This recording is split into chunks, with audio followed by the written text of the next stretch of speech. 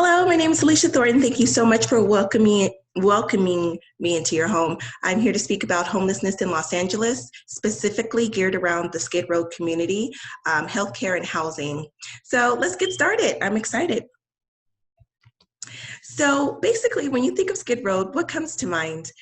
For me, it's people living out of their tents or sleeping on the pavement. For others, it may be just the most filthiest place in Los Angeles.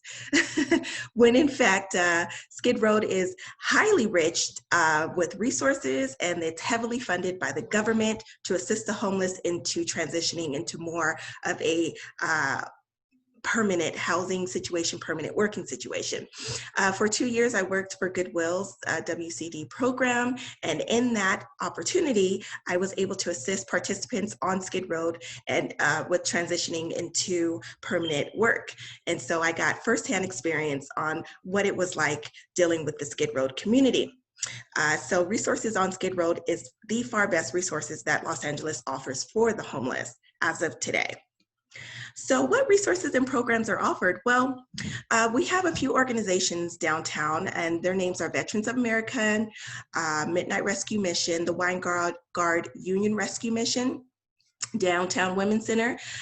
These are the major organizations that deal on the front lines with the homeless. And within these organizations, they offer case management. In order for you to take advantage of case management, you have to ask for help. When you're ready to come out of homelessness, then you will get assigned a case manager who is there to help you and walk you through the steps.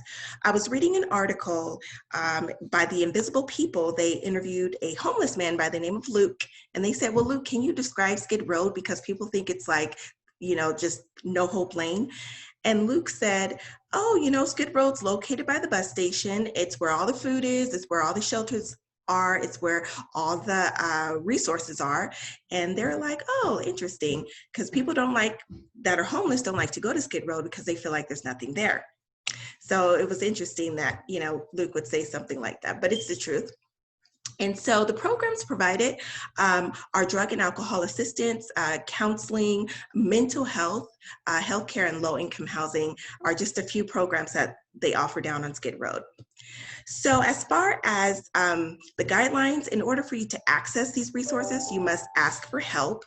And asking for help it's kind of double-sided.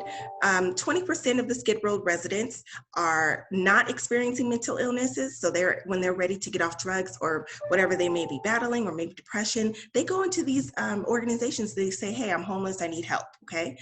80% of the homeless population on Skid Row do battle mental illnesses, and by them battling the mental illnesses, they don't know who they are, so they can't specifically ask for help. So with that being said, they can't ask for help, and that is where the dilemma is. So if all these resources on Skid Row is intended for them to use up, they cannot use those things unless they ask for help. So a lot of times the funding and the resources run out. It's not enough people that are in their right mental state of mind to actually take advantage of those resources. So focused solutions for me on Skid Row, I would like to see the psychological disorders being addressed, the housing and the jobs. Psychological disorders to me is first and foremost, because if that 80% population on Skid Row they cannot recognize who they are, then we need to get them some mental assistance. We need to get them some mental health. So, or mental health for the mental health. So psychological disorders, I would address first by hiring a staff of nurses or maybe doctors in that specific field to really start dealing with the community on their mental health.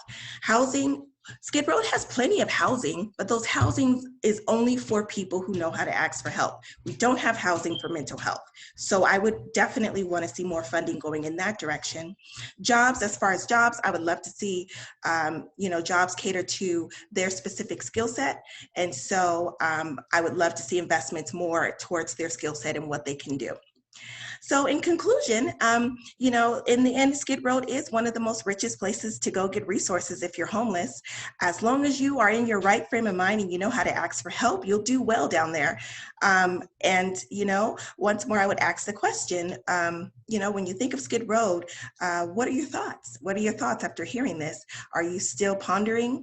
Has any of your opinions changed? So I just wanted to review some references with you guys. So Invisible People and Who We Serve. And also there was a few articles I found online to help me gather much more information. Thank you for your time.